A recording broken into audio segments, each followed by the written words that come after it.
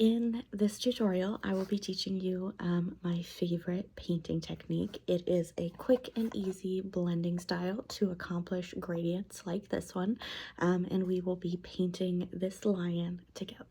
Oh, I did want to mention that I recorded the clips for this using my glasses, so I'm still getting used to using this camera, so I apologize that it's a little jumpy, but I'm going to work at it and hopefully get better and have things be a little smoother with them. But it is kind of neat that you can see exactly what I'm seeing as I'm working, and I think that might be something cool to incorporate in future videos. But if you absolutely hate it, let me know if I should just stick with the tripod overhead, or if you like seeing what I see as I work.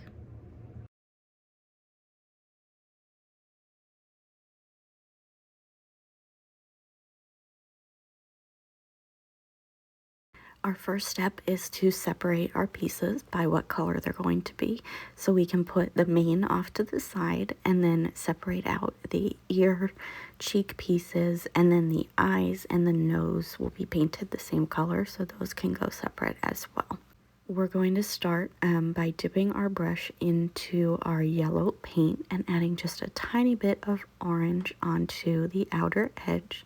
And we'll start from the outside, the left side of our lion face, and work our way into the middle, blending those colors as we go, and just add more yellow paint until the entire face is covered. Once you have painted the whole thing yellow, we're going to go back in with a little bit more of our orange paint. And what we're going to do is that gradient shading that I told you about. So you'll just dab the orange onto your brush and then paint from the outside towards the middle. And as you do that, it's going to blend the orange into the yellow, and you can add more yellow as needed to kind of diffuse that blending. And then go back and add more orange if you like it to be more dramatic. We're going to repeat this on the body pieces. For these, we're going to leave the center of them yellow and add the gradient to the outer edges. And you can see it kind of just blends right as we're brushing those strokes onto the piece. We're going to repeat that same step for the outer parts of the body, but we're only going to add the orange on one side of each of those. And again, you can just blend with yellow if needed to kind of diffuse those strokes. But because you're not washing your brush off in between the colors, everything blends as you go. Without cleaning our brush off, we're going to move on to the mouthpiece, and we're going to paint most of this yellow. If it has a little bit of that leftover orange, that's fine. And then we're just going to add some white in the center and blend that out using that same technique. Again, we're not going to clean our brush after this step. We're just blending as we go, and wherever those colors seep through, we're embracing that. Next, we're going to work on our main piece, and we're just going to pick up some orange, and as we brush that on, the yellow is going to show through, but again, we are embracing that, and we're just going to continue with the orange covering the whole mane. And for this, you can have the brush strokes go in different directions because the manes are in nature a little bit wilder, so we want this to have a nice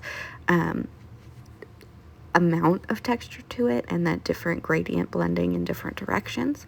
And once you have the orange all over, you're going to pick up some red and orange and then just add that to the outer edges of the mane, and again blend using those same techniques. And you can add more of any of these colors and just kind of go through the whole thing, adding colors wherever you think it needs it. If you want to blend in between your painting, you can just dab it on your paper plate surface as well. Then we're going to move to our cheek and ear pieces, and we're going to start with a new brush and put some red and pink on the corners, and then we're just going to blend it together on our pieces of our character, and then just dab some of that red into the outer edge, and then use the middle or the pink to blend as needed so that it creates that gradient, and just go back and forth, just dabbing those colors until you're satisfied with the way it has blended, and then repeat that on the other piece of the ear and the cheeks as well.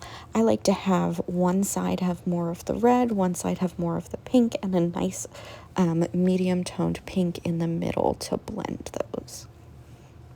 This part you could really just paint them a solid color if you like, but I really like to have that gradient look on all elements of the character, so it really ties it well together. Once you finish with those pieces, we're going to work on the eyes and the nose, and we're just going to paint those a solid black, and then we're going to just add a little bit of detailing using our white. So do the eyepieces first, and then put them off to the side so they can dry a little bit, because the white will not be blending on those, and then we'll paint the nose piece. And for this one, we are going to be blending the white in the center to kind of create a little bit of a gradient. And you can do all of this with your foam brush. I just used the other one because I had been painting multiple characters at this point, and needed a clean one. But we're just going to dab some of the white in the center, then go over it with the black, and just keep alternating with the white and the black until we like the way it looks. We want it to have a little bit of a shine, kind of like when you think of looking at a dog with a wet nose. And if you put too much white, then you just dab it with the black and repeat your steps until you have a nice gradient that kind of has more of a gray tone to it. And then when you're finished with that, you're going to take either a daughter tool or something that has a nice point to it, like a pencil tip, and just put a nice white highlight in the center of that. And then we're going to add the highlights to the eyes as well. And I just do 2 little dots kind of in a diagonal line, and then we let those pieces dry, and everything will be ready to assemble at this point. So it's really straightforward. It's the same technique on everything up until you add these dots. Once everything is dry, you can do a dry fit without glue just to make sure you like the way everything looks together. And then once you're done, you can go ahead and glue it to your backer piece, and you'll be totally done with your character.